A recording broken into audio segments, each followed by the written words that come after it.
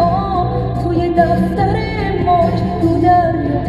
بیا بنویسیم که خدا ته قلب آینه است، مثل شور فریاد یا نفس تو حصار سینه است.